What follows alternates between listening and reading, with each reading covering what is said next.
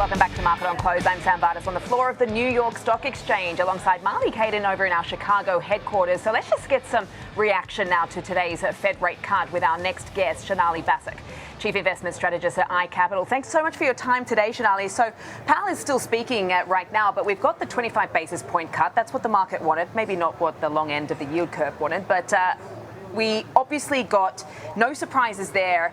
What did you make of some of the commentary and some of the takeaways from the language? Certainly interesting to watch the market move alongside that commentary. You have seen equities get a lift. You saw the Russell 2000 get a little bit more of a lift during the comments itself.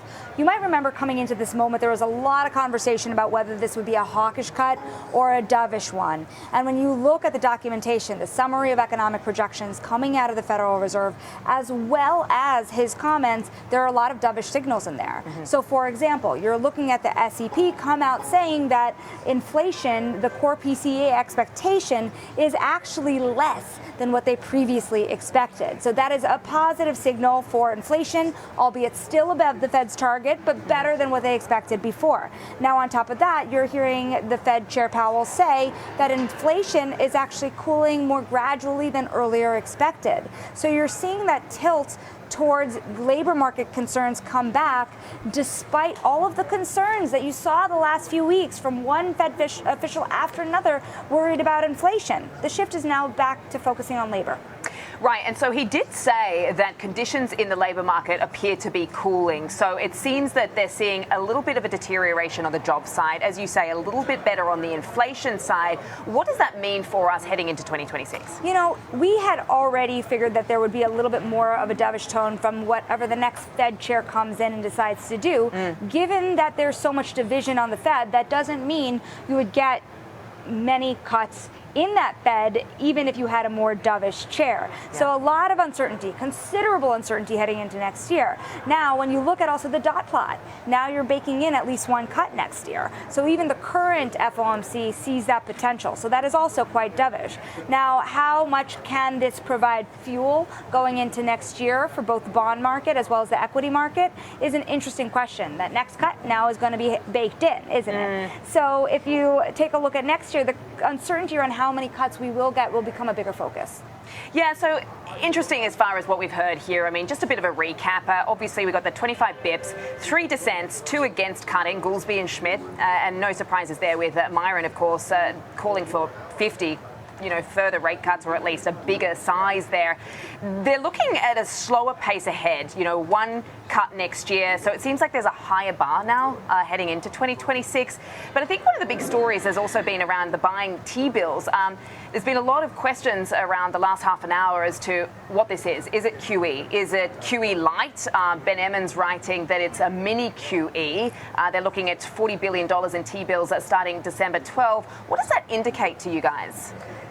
I think this is one of the most fascinating questions of the moment, and there's considerable amount of debate around it, including on my own team. Is this a positive signal or a negative one? The market will perceive this as a positive signal because it shows the Fed's willingness to step in. Of course, you might remember the last couple of months, we have seen fits and starts of funding rates being impacted here, stress within funding rates. For me, it draws a big question on why that stress exists. What role does the hedge fund community have in that stress? Now, the positive signal here is that willingness of the Fed to step in when they see any sign of stress. So is it QE or not QE? To me, it's a little irrelevant on whether it's QE.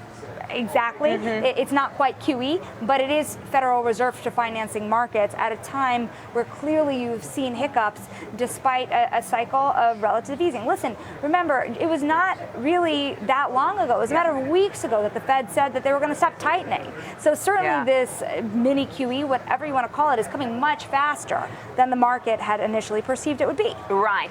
Okay, so we were pricing in a hawkish cut. We got a dovish surprise.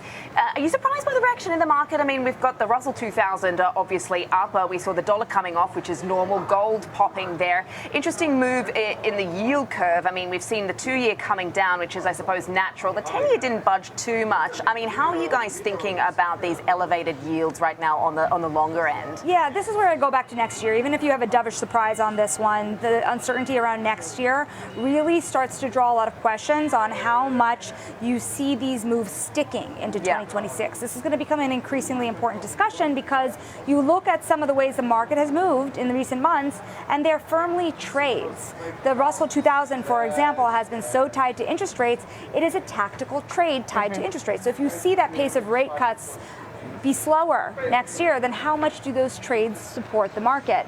That's a blind spot, isn't it? And it will continue to be so. Now, into next year, too, of course, there's a lot to consider that's not interest rate sensitive as much at this juncture. That could be more in the future, such as the technology trade, right? The weighted average maturity of some of the more levered firms are very short, like CoreWeave and Oracle, relative to some of those big hyperscalers. Let's talk about Oracle. Obviously, that's next cab off the rank as far as a catalyst for these markets. The next sort of event risk on the horizon. We're going to be getting that in the next hour or so. I mean, what are you expecting here? There's been a lot of conversations around the CDS spreads. That's obviously indicating some concern with that widening now about, the financials here. I mean, the fact that they're tapping the debt market to fuel their AI ambitions. I mean, as far as iCapital is concerned, I mean, is this a sort of one-off idiosyncratic type unique company in that sense, or is this broad? Of the large hyperscalers, you can very clearly see the trajectory, the free cash flow trajectory into next year. You're supposed to see a rebound of the group, but it's actually Oracle and Meta where there could be declines.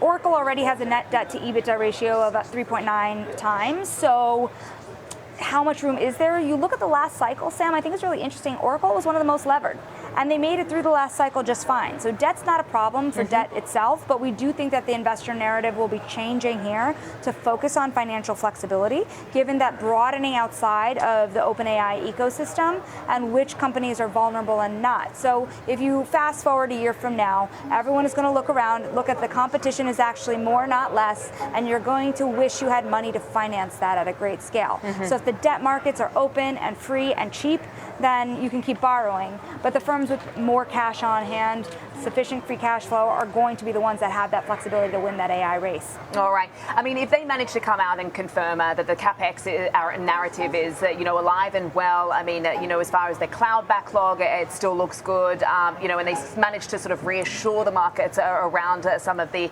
debt that they're tapping.